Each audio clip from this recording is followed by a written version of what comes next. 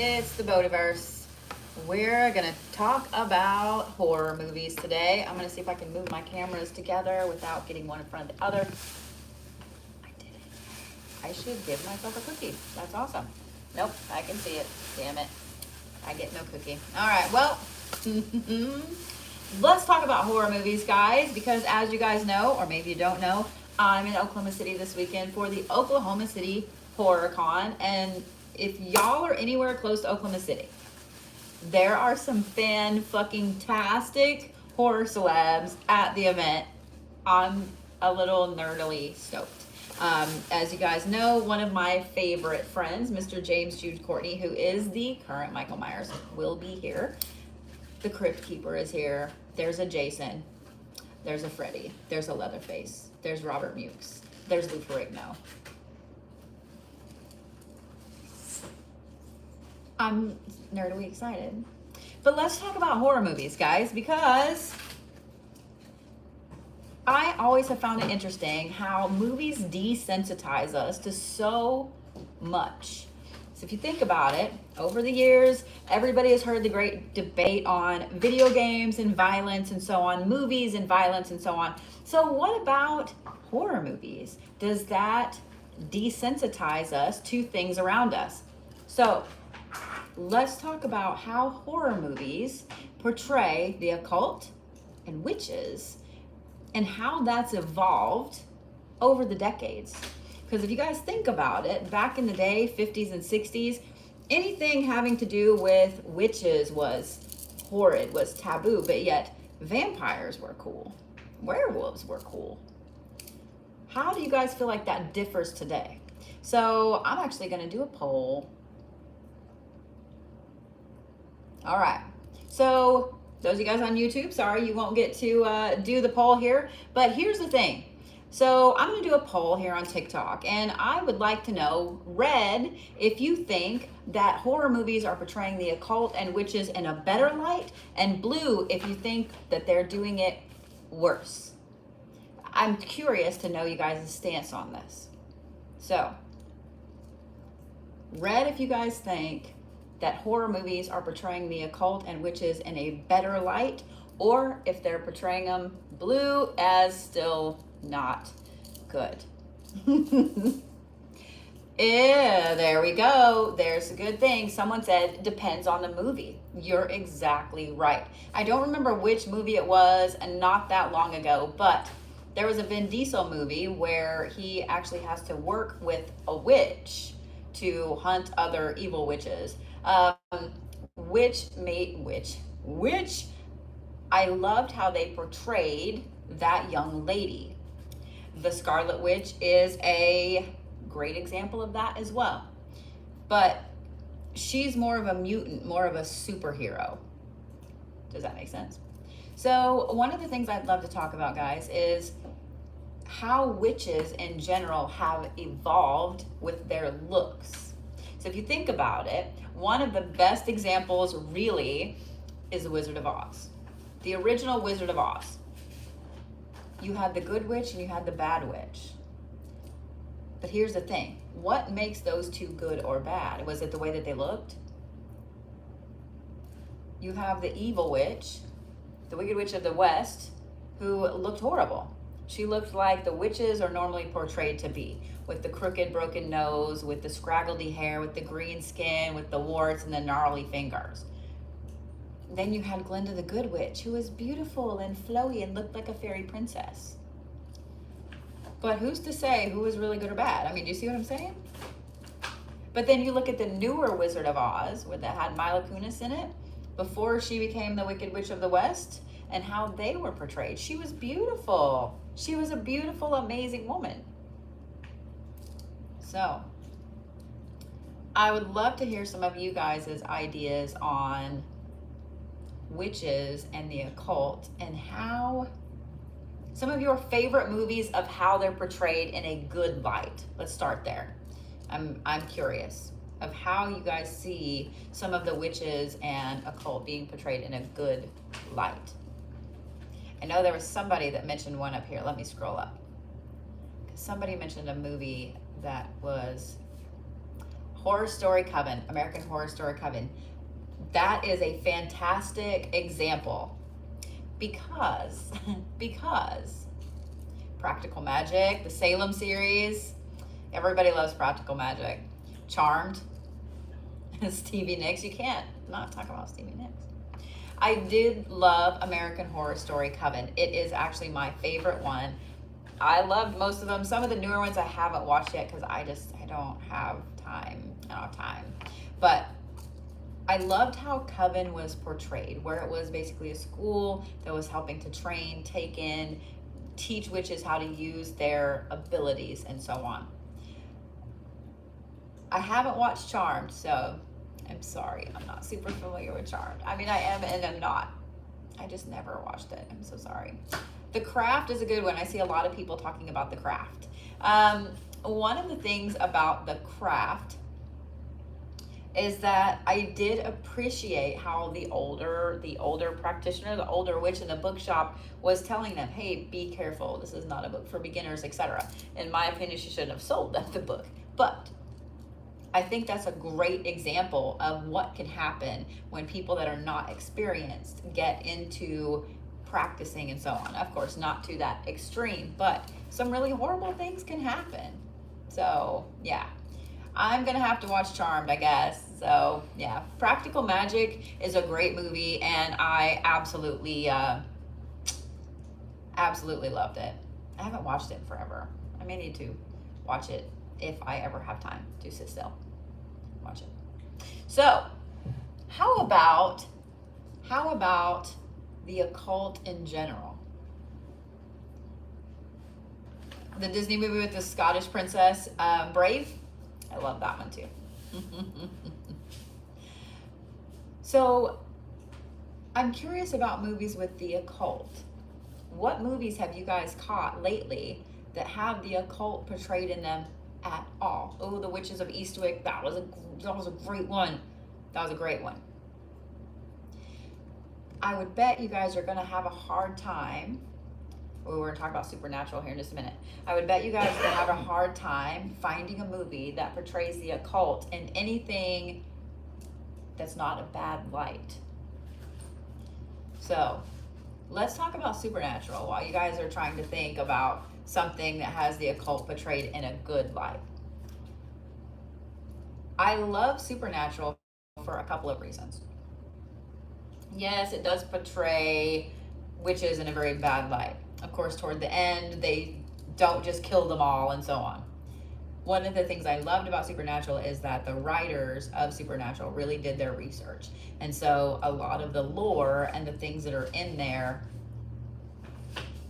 are pretty true. Now, don't get me wrong. Some of them are a little more fantastical for TV and so on. But yeah, I really did appreciate that. The Wheels of Time. Thank you. I knew someone was going to bring that up. If you guys have not watched The Wheels of Time, it is absolutely, utterly worth it. It's utterly worth it. It is one of my favorite shows. I can't wait for the next season to come out. Like, I may have to read the books. I love to read. So, if you guys haven't watched it, it's fantastic. One of the things that I loved about it is that each witch has their own talent. Each witch is fit into a specific niche of where their talent lies. There is one supreme. It's literally a large coven. It's awesome. But in it, though, it's at a time when things are in turmoil. There are witch hunters. They torture them horribly and so on. But if you guys have not watched it, oh my God, you need to. It's fantastic. As far as, Mist of Babylon, I haven't seen that one. It is called The Wheel of Time. It's really good. I love that you guys are all putting these in here. I have not got to watch Discovery of Witches yet. So yes, that is on my list too. Once my travel schedule goes like this, then I can watch TV again. That's on there. So Merlin was a good one too. I love this. Oh, who doesn't love Hocus Pocus? Who doesn't love Hocus Pocus? So let's talk about what do you guys think has really caused the way that people look at pagans, that look at practitioners, that look at anybody who is a practitioner, whether they call themselves a witch or not? Well, how it looks at witchcraft, how it looks at voodoo, at hoodoo, at conjure, at folk magic, how it looks at any of those practices. How do you guys feel that movies and TV have portrayed that? What do you guys think about how those things have affected the way people look at practitioners? I personally think that there's a humongous stigma around it because of the way that it has been portrayed up to now. There are a few movies and shows here lately that have done a better job of it. I see some people saying, I'm a witch, but I'm scared to advertise it, so I don't really accept close friends. I got to the point in my life, of course, doing what I do, pretty much all of my family knows about that. They know how I practice. They know all of the things. I grew up in a very unique way anyway, but that's one thing. Somebody brought up the Bible Belt. It's really, really almost terrifying to say that you are a practitioner, that you're not even just saying you are not a Christian, especially in some parts of the U.S., especially the Bible Belt. It can get you cut off. It can have you really being discriminated against. It's really, really insane. I pretty much own it. I tell people I'm a professional shaman. I'm a professional witch. And when I say shaman, most people say, oh, that's really cool. If I say I'm a professional witch, you can see them kind of go like that. Like, huh. So, yeah. I just don't even care anymore. I kind of look at it like that. I truly don't care anymore. I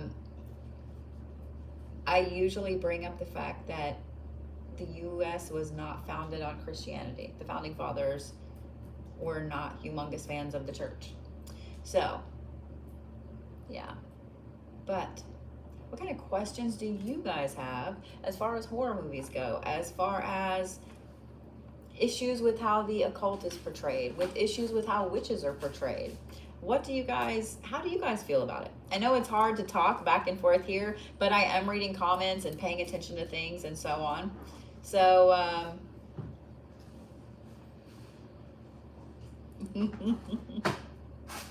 hey guys, how are you? In fact, I will tell you guys, it wasn't that long ago, maybe 2-3 months or so ago, I was interviewed on the big Mad Morning show in Tulsa that's syndicated, however, and one of them, Corbin, flat asked me if I was a witch, because they research you and stuff like that. And so he had been on my website and so on, and he flat asked me, and I said, yes, I am. And of course, then he asked me about all of that and so on. It is what it is. I love that somebody asked, you have to be pagan to be a witch. I mean, technically being a witch is pagan.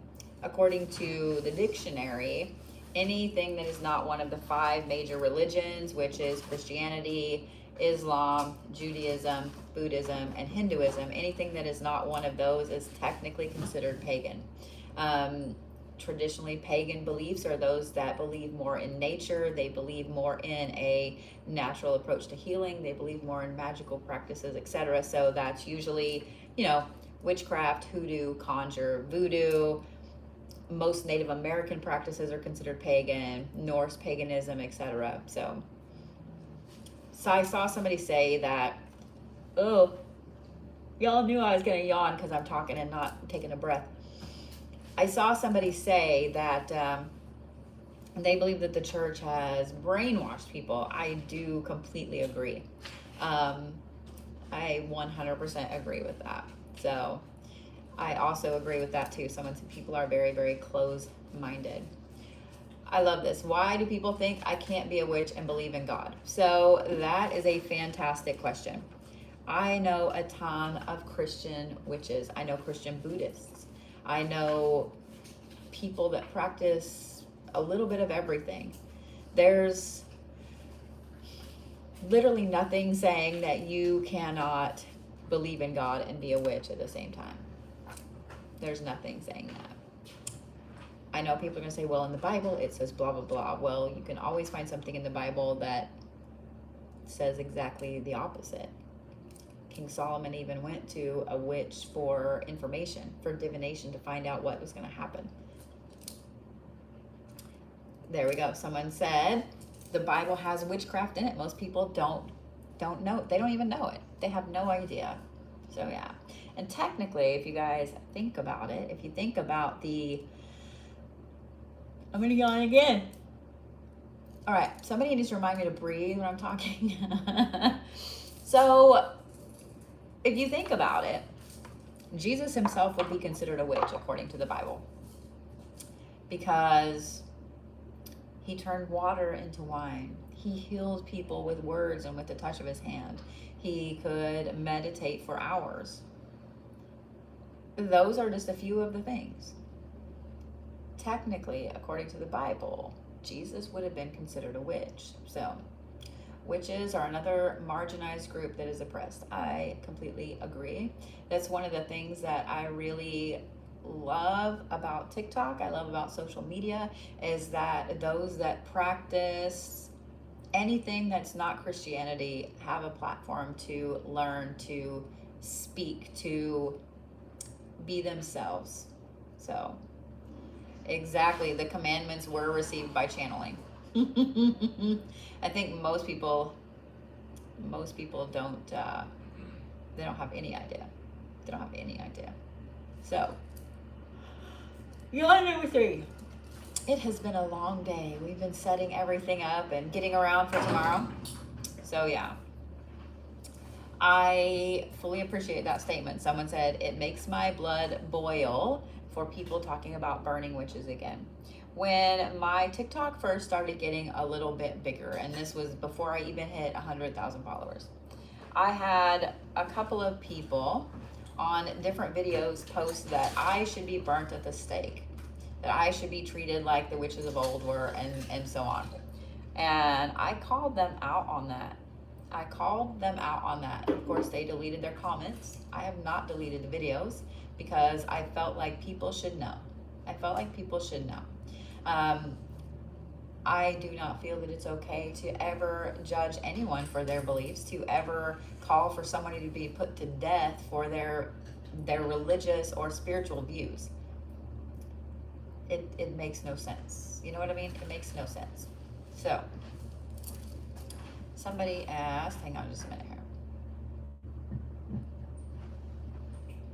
People are scared of stuff they don't understand and they turn it into ugly. Exactly. So somebody asked where I was at this evening. So I'm in Oklahoma City. If you guys are in or around Oklahoma City, I will be at the HorrorCon this weekend. You can't miss me, trust me. I am in a very, very awesome, crazy spot. Come say hi.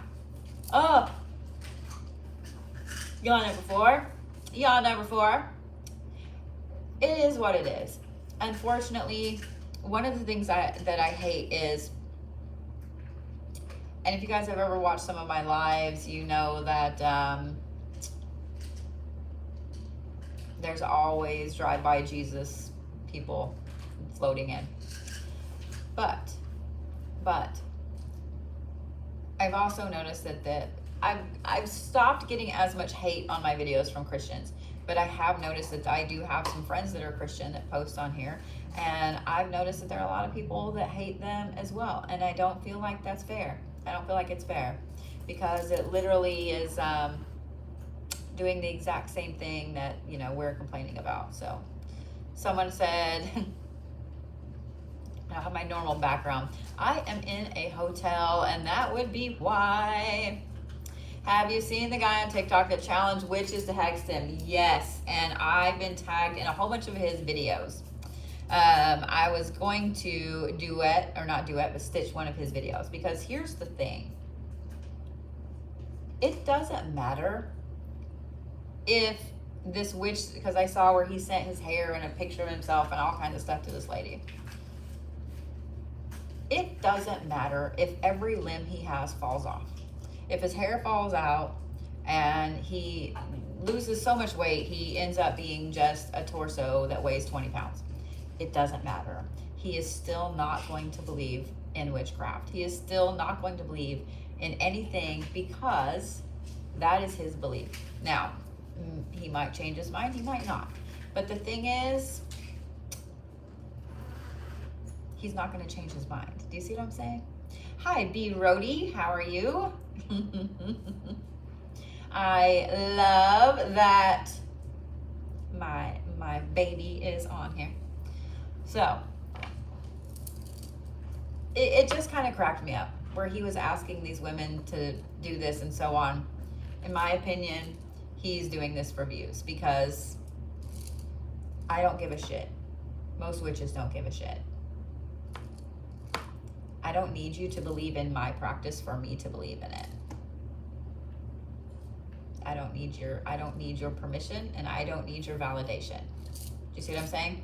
So I really could care less, but I feel like he's doing it for views. I feel like he's doing it for the shock value, because witch talk is a big thing. Witch talk is big business on TikTok and everywhere else, and it is what it is. You know what I mean? It is what it is. So, I saw some good questions here. Hang on. Yeah, it's not worth the effort of the time. Exactly. He doesn't believe in it. Now, what's interesting is, if things start happening, he might start thinking, oh my God, blah, blah, blah. Can you be Christian and learn witchcraft? Absolutely. You can be anything and learn anything. So, let me go back up here.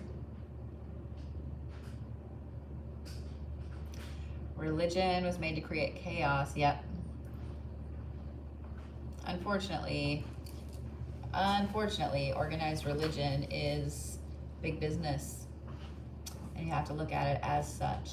It is big business, because they can control it, they can market it, and they can do what they want with it. So, yeah. Exactly. Most witches do have a very loving nature. They're very personable. They're very private. They're very, well, I say private.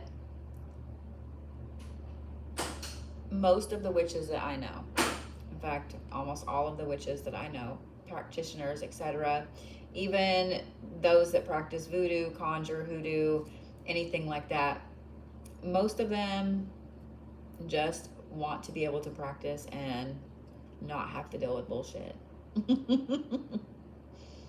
So, yeah. So let me ask you guys this. I want to switch gears a little bit. What kind of things in horror movies freaked you guys out, especially as kids? Especially things that belong to the occult. Does that make sense? I'm curious. What kind of things freaked you out? Freddy. Freddy was the one that scared me the most. The damn dolls. The Exorcist? Really? The Exorcist? Most of you guys are saying The Exorcist. Dolls. Ouija boards improperly used. That is one that irritates the fuck out of me. Clowns, Chucky. Freddy, ooh, meat hooks. That, yeah. Dolls. I knew I was gonna yawn again. Freddy was scary. I think that the reason that Freddy was so scary is that because with ones like Michael Myers and Leatherface and Jason, they were real figures. They were real. They were physical. You could see them coming. With Freddy, it was in dreams. With Freddy, it was when you were unconscious. There was no physical way There was no physical way to see him coming. There was no physical way to really fight him. So that, to me, is what terrified me the most about Freddy. I love that some of you guys are talking about The Stand. The Stand was a great, I love the book and I love the movie as well. The Stand was fantastic when it comes to horror movies. Wrong Turn, No Control. Yep.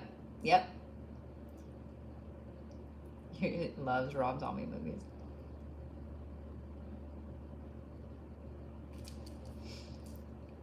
Messing Up Dreams.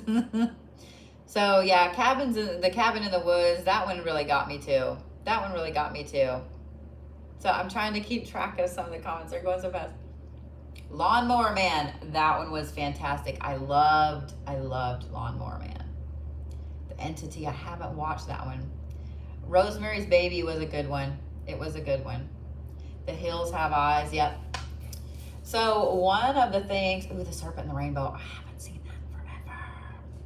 One of the things about The Hills Have Eyes is that I think that one was terrifying too, because you could see it being real. You could see something like that actually happening. Psychological thrillers are ones that really,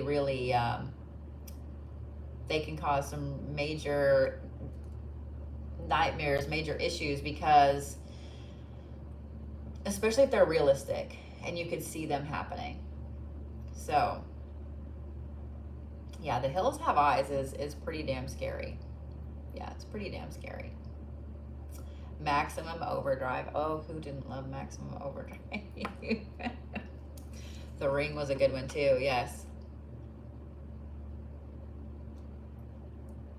Yeah, Stephen King is an interesting writer. I'm a big fan of Dean Koontz myself. The Wicker Man was a good one. The Wicker Man is another one that you could actually see happening. You could actually see it happen. The Leprechaun. So what's interesting about the Leprechaun is one of the celebrities here this weekend is Mr. Mark Holton. You guys probably you've probably heard that name and went, what? He was in The Leprechaun. He also was in Pee-wee's Big Adventure. He was Francis, and he was in Teen Wolf. He also played in the movie Gacy. He is here this weekend. He is fantastic. I met him in Atlanta back in February, and he's awesome. I just found out he is a fellow Oklahoman. So yeah. I was happy to see him. He's really he's really fucking hilarious. Like he really is funny. He really is funny. The Butterfly Effect, that one is really scary. It's awesome and scary at the same time.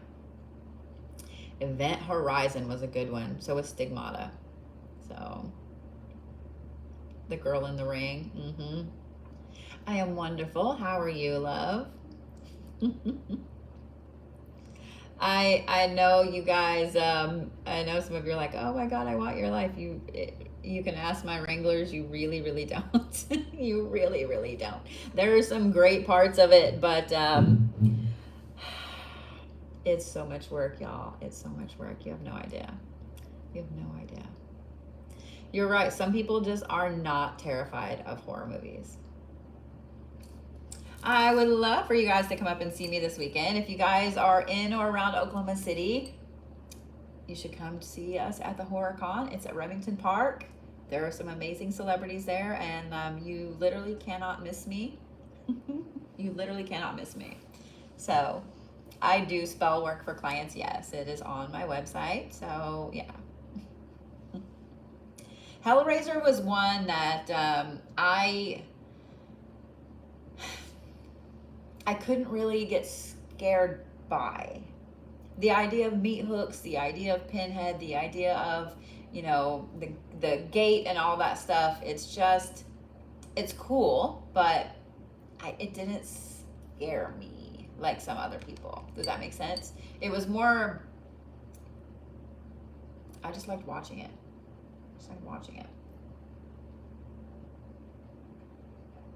Am I coming to Arizona, Nevada, or Cali? I am at the end of this month.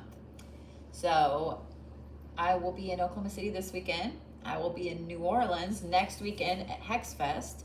And then the last weekend of the month, I will be in Ventura, California. And on my way back home, I will be stopping in Sedona and Albuquerque. So I will make sure to have, that's one of the things I've got to do this weekend or when I get home, is to solidify my schedule. So yeah. So I will tell you guys that one of the movies that actually scared me and it still had me a little terrified even as an adult was, what the hell is it called? I can't remember. It's the one about the tooth fairy. You guys know what I'm talking about? Where the kid sees her and then as an adult, like he sleeps with all the lights on all the time because he saw her and got away from her. And do you guys know what I'm talking about? So that one scared the shit out of me. When Darkness Falls. Yes. That one scared the shit out of me. Because the way they portrayed the tooth fairy.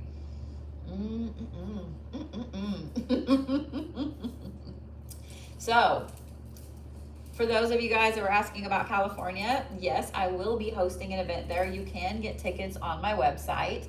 I have a couple other ones that I will be adding. And for the times when I'm going to, thank you, Miss Kathy, for the times when I'm going places like Vegas, Portland, Seattle, and I just have a one-day event, I am going to be adding some just meet and greets.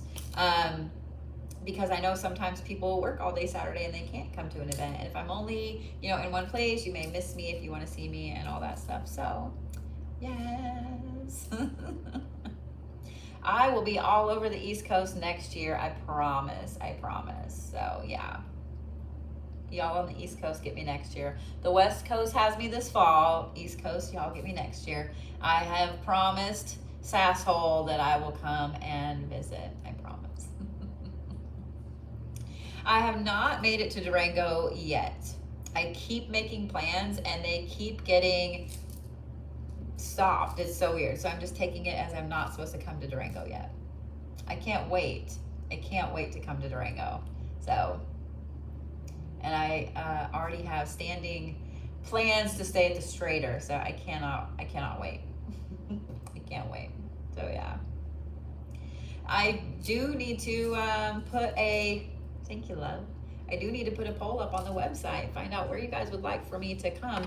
I kind of have to look at what events are close to where. I am on the Oddities and Curiosity circuit, and I will be on there next year, so I will be hitting a lot of those cities. I couldn't hit a lot this summer because I already had prior engagements, but yep. Wasn't the Tooth Fairy originally a grim tale? I don't know. I do need to come to Salem. And I do need to come to Ohio. I do. I've heard that more than a few times. So, I'm bummed you couldn't make it to Chicago either. So,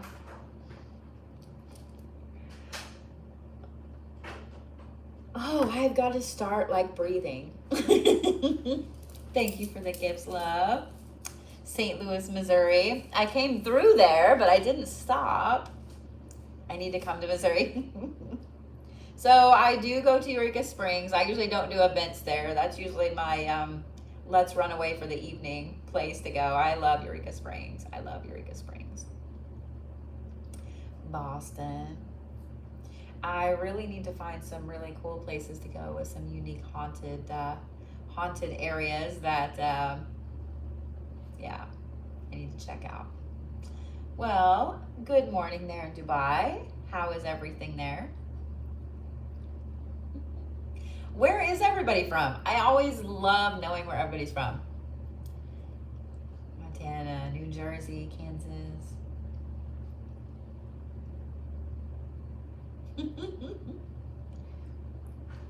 Arkansas, Arizona, New Zealand. Wow. See, if you're 10 minutes from New Orleans, there's no reason you can't come see me next weekend. I love that there's people from all over. So I did not make it to the oddities in Kansas City because I had a prior engagement this year. Mrs. Place, California, North Carolina. Oh, Haunted Mansion is open again. Interesting. I am coming to Oregon. I will be in Portland in October at the Oddities and Curiosities, and I will be in Seattle the weekend after that. So, yes. I would love to meet all of you guys in person too. I love to meet fans. I love to meet people in general. I've done conventions for a very, very long time. So, yeah. So I will be coming to Wyoming on the way back from Seattle, but I don't know how much time I will have, unfortunately. Connecticut is super ghostful. So I'm hearing that when I head up the East Coast next year, I need to hit some really interesting places. That's what I'm hearing. That's what I'm reading. Am I ever planning to come to South Carolina? Of course. Somebody asked if you're supposed to read your own tarot cards. Why wouldn't you read your own tarot cards? I read my own cards. I know a lot of people that read their own cards. Yeah, there's no reason why, no reason why you shouldn't. I know a ton of witches that read their own.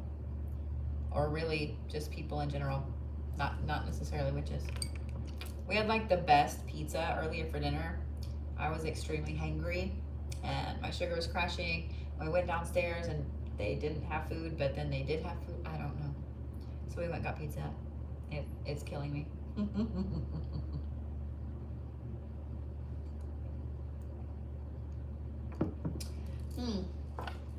I've never heard that it was a bad thing to read your own tarot cards. Interesting. So if you guys would like to see where some of my events are, they're on the events page of my website. And I will be, I'm going to try to do some this evening, get some more things solidified and so on. But yeah. We've got to get some things solidified first as far as dates. So if you guys don't follow Nature's Direct here on TikTok, make sure you do, because when I come through Arizona, I will be doing a dig with them and we will be offering a goodie bag that has some hand dug stones in it and some more things. They are an amazing stone wholesaler. I just got a fluorite piece from them the other day and it's even more gorgeous than it was on their live. So yeah.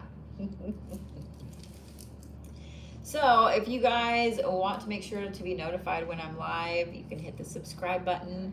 You also can take a look on my profile and it will give you a list of all my live events. I try to plan them out. Every now and then I kind of fall off the wagon and forget, but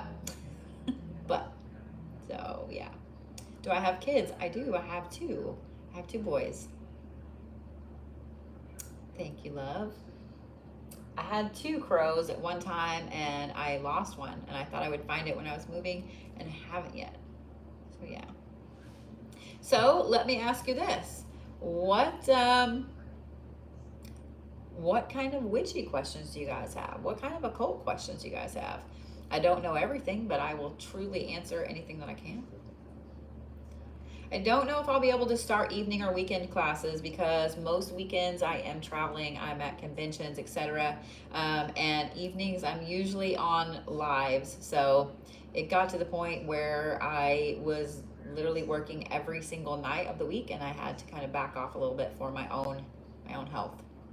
How do you know what kind of witch you are? It doesn't matter. It truly doesn't matter. One of the things that kind of gets me is that a lot of newer practitioners get too caught up in having to determine what kind of witch you are. Love just being an eclectic witch, because really unless you are only working with herbs and nature and are a green witch, or you're only doing this or you're only doing that. No one only does one thing. No one only does one thing. So everybody's pretty much an eclectic witch. So yeah. I know I am. I dabble in a little bit of everything. I love me some herbs, love me some stones, I love me some divination. I mean, yeah. So exactly, someone said you do not need to define yourself. That is exactly right. And if someone asks you, you can just say, I'm an eclectic practitioner. It means you practice a little bit of everything. So yeah. Your mom says that she sees two faces on you. I don't know. I've seen that a few times. But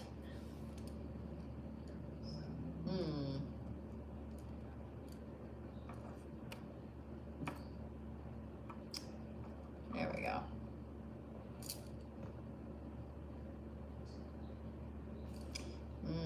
Gotta love it. Gotta love it. Sorry, I'm having to stop what I'm doing and report someone on YouTube because, yeah. So, I don't tolerate that bullshit. How do you find a mentor? You can find one that teaches online. It can be a little hard sometimes to find one in person. A lot of practitioners may not be taking on new apprentices if they do so in person. Sometimes people just don't want to take on apprentices. They don't want to take on those types of things.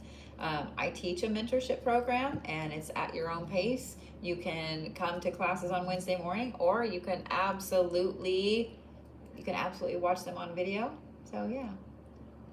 How do you find a coven in your area?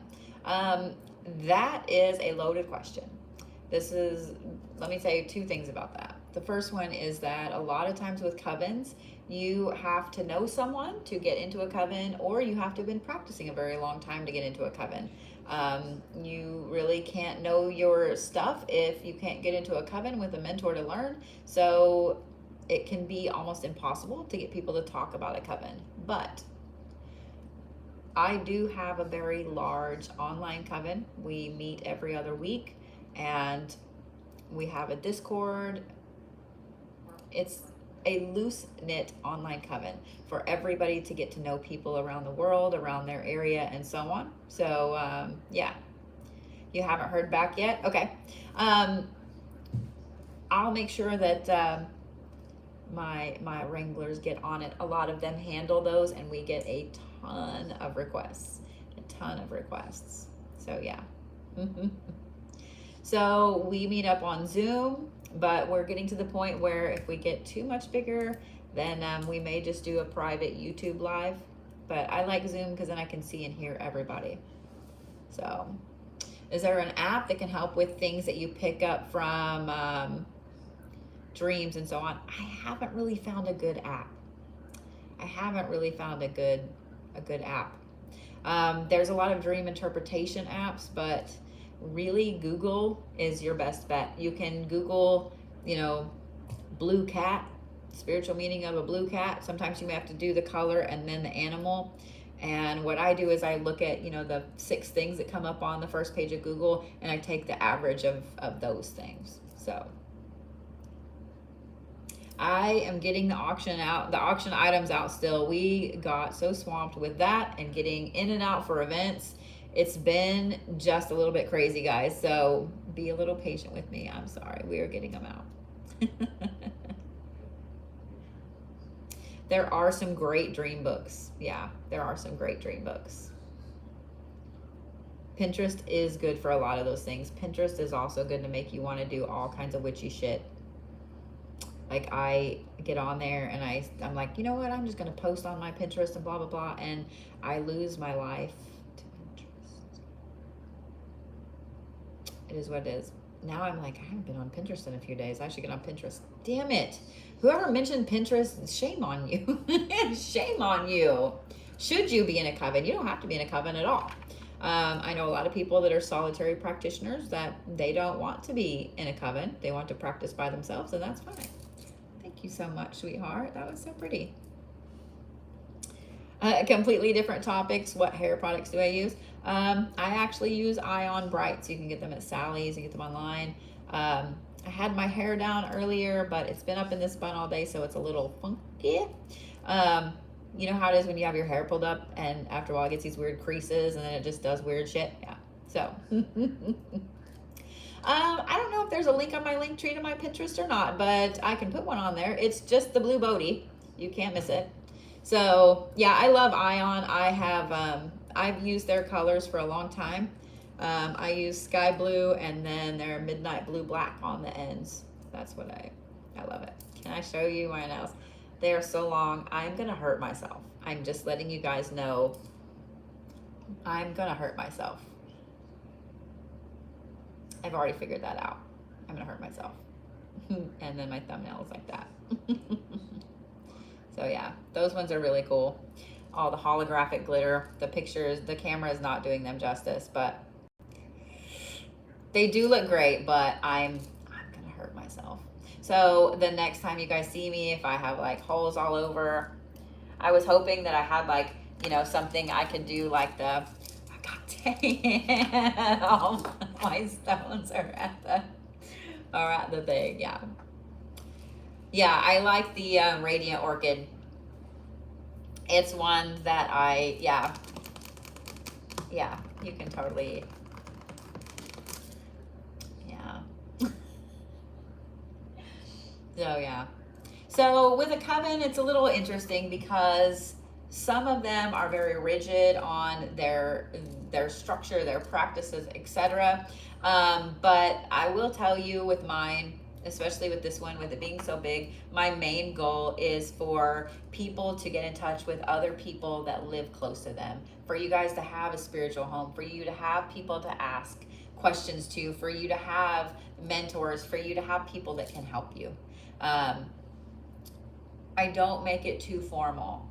A lot of covens are super formal. A smaller knit coven that I ran before was very, very formal as well, and a lot of people are worried about that too. Someone said, I'm too paranoid of others' loyalty for a coven, and unfortunately that's something you have to worry about. So that right there is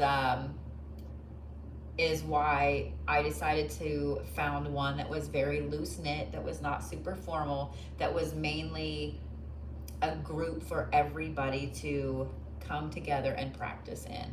So there's not ever, hang on, that was a good question. Are there ever any workings that require a coven to do? That's a good question. There are always going to be rituals and workings and things like that that are more powerful if a group of people does them versus one person. Because everybody has different varying degrees of their practice. They have different varying degrees of talent, of clairs. So when you get all these people together that are powerful in different areas, then really, again,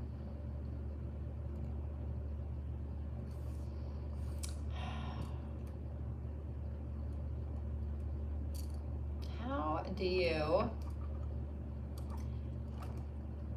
report this person?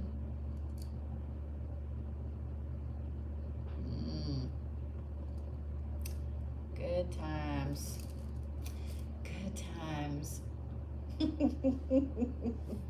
I just can't do it with the trolls on YouTube this evening. I just can't. That's one thing too. A lot of people that are solo practitioners like to work at their own pace. Ooh, I think this is number 6. Hi there, Miss Andrea. You don't have to have a coven to learn. You don't have to have a coven to practice. I will say that working with a group of people can be fantastic, and the results can be much faster, much longer lasting, and much more deep. Does that make sense? Much deeper. So yeah. Covens can be an amazing thing as long as they are ran correctly. It's when you get somebody, or well, really, it's usually just one person that gets very power hungry, and it can go south very quickly. So yeah, but yeah, anytime you have more than one person practicing at the same time, working toward the same goal, the results are much more intense. So yeah. What are clairs? The 5 clairs are things like clairvoyance, clairsentience, clairalience, things like that. They are natural gifts and abilities.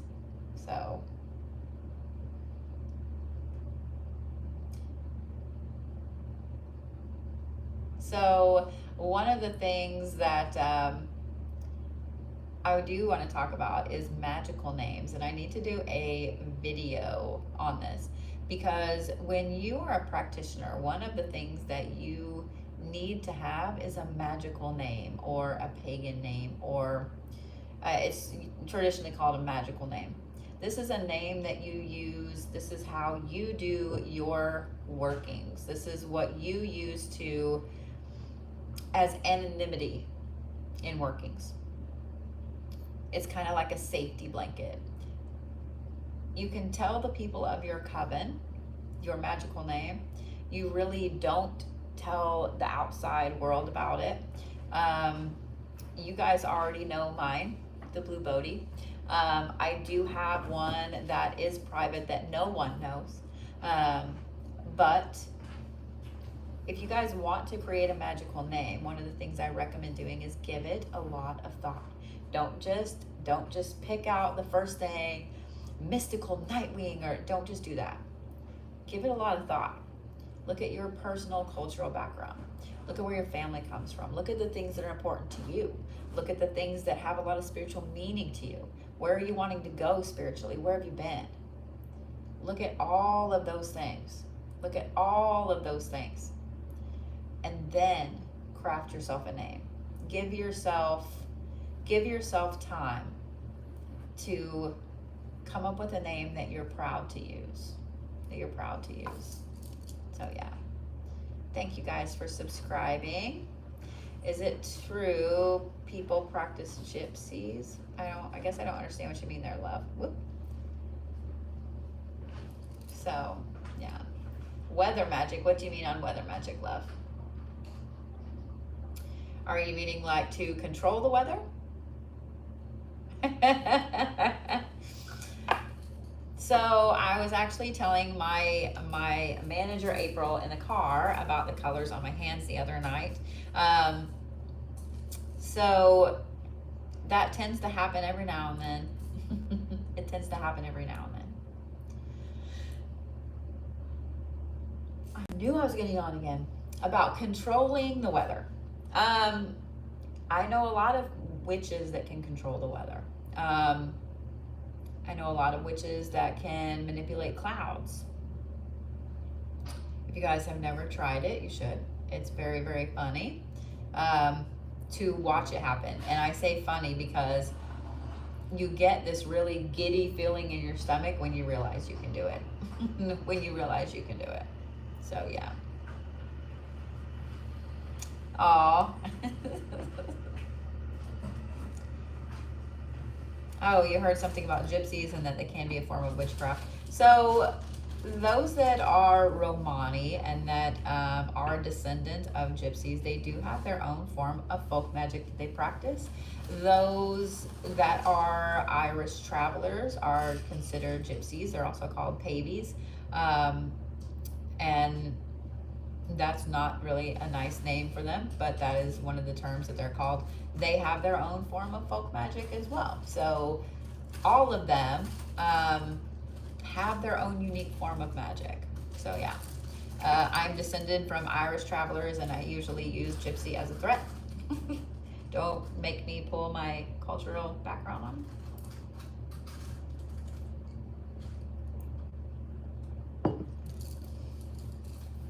So yeah.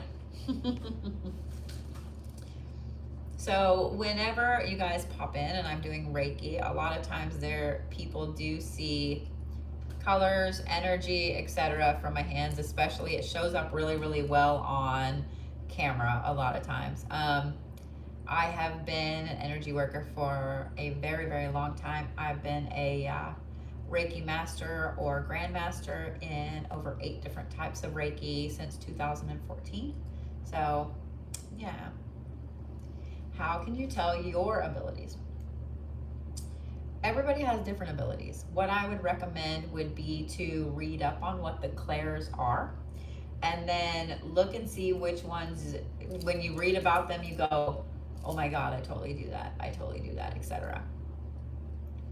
And if you guys would like to know how to boost your clairs, there's a great book called The Psychic Witch that will help you. It's good in, physical paperback, and then it's also good on Audible, either one. So, so what other questions do we have, guys, about the occult, about witchcraft, about practice, about pagan, anything?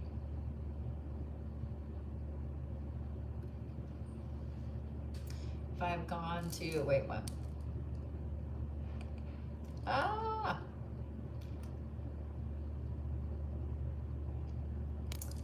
So let's see here. You know what? I think it is a Matt Aaron book. Yeah.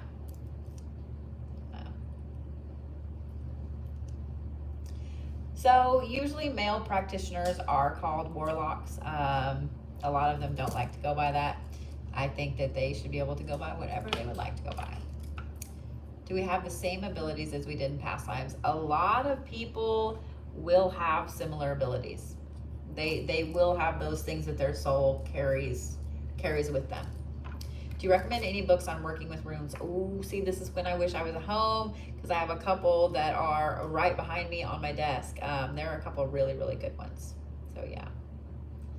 Aw, I'm so glad that you like my Reiki lives. That makes me happy. I will probably do one Tuesday evening, just because I won't be able to do one Sunday. So yeah. You've seen a black candle and a love binding working. Is that a bad idea? All of that is a bad idea. Everything in that is a bad idea. You guys never want to do a love binding. Ever. Never, ever, never, ever, never, ever. A black candle is used either for banishment or for protection. So I could see where they would use black. It's not a color I would choose, but bindings, love bindings are never, no, they're never a good thing. Never, never a good thing. Can you talk about working with High John the Conqueror? So I don't work with him in particular. I work with the root, I work with the oil. But as far as him as a deity, I don't know much about him. So I know a little bit. Yeah, that is almost as bad as getting your partner's name tattooed on you. Yep. Thank you. I got this at one of the oddities and curiosities. Hopefully he will be at one in Vegas or Portland or Seattle, so I can get a couple other ones. So yeah, anything that has to do with love spells, with doing something against someone's free will, it can be done. Don't get me wrong, it can be done. But here's the thing, it is always going to backfire. It is always going to backfire on you. Not only is it always going to backfire on you, but do you really want to be with someone that you had to manipulate their free will to get them to be with you? I don't. So yeah. Well, guys, with that, I have been on here about an hour, and I am going to head off of here because we have an early morning and a very, very long day. Very long day. Plans of coming to the Nashville area soon. If the full moon horror and tattoo festival doesn't fall on a weekend when I have a prior engagement, then yes, I will be in Nashville next year. I'm hoping that I will, because I had a lot of fun at it in 2021. So Alrighty, guys. Let me see if I can do this at the same time. Probably not. So, thank you guys on YouTube for watching over there. If I can get that done. I probably can't. This is